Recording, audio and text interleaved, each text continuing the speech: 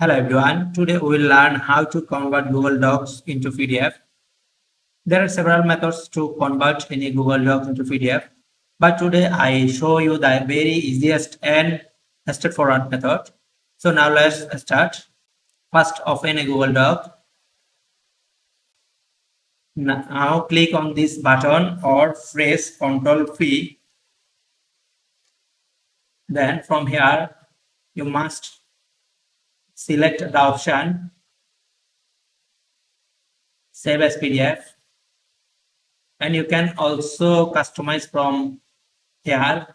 After doing this all customization, now click on Save.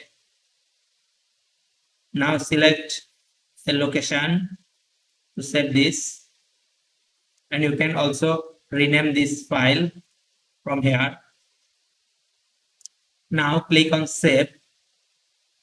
After saving this, see here is the PDF. We made it.